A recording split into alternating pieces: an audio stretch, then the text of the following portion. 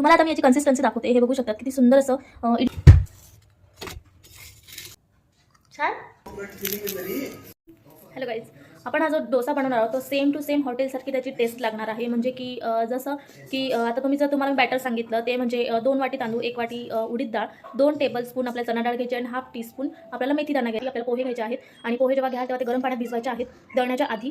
आणि दळताना मग ते पोहे सोक करून घेतं पाणी आणि दळताना थोडं थोडं असं पोहे टाकून ते सर्व बॅटर एकत्र भिजवायचं, एकत्रच दळायचं आहे. आणि म्हणजे पोहे अलग भिजवायचे आणि ते दळून झाल्यानंतर त्याच्यात मीठ आणि थोडासा सोडा टाकायचा आहे. सोडा यासाठी की पटकन फर्मेंट होणार आणि ऑलरेडी तुम्ही पोहे घातल्यामुळे ना इडली आणि डोसे खूप सुंदर असे पांढरे शुभ्र येणार. डोसा तर नाही, कारण डाळामुळे खूप त्याला छान असा रंग येतो. जेव्हा तुम्ही बनवाल तेव्हा तुम्हाला ते समजणारच. पण इडली खूप छान स्पंजी आणि खूप छान त्याला असं जाळीदार बनते आणि खूप हलकी लागते, जसं की आपल्या हॉटेलची इडली असते. आणि शिवाय पांढरी शुभ्र येते आणि सोडा थोडा टाकाल आणि दळताना खूप पाणी वापरायचं नाही. ही सुद्धा या टिप्स आणि या व्हिडिओची तुम्हाला थोडीफार पण मदत झाली असेल, हेल्प झाली असेल तर प्लीज चॅनलला सबस्क्राईब करा, व्हिडिओला लाईक, कमेंट, शेअर करा.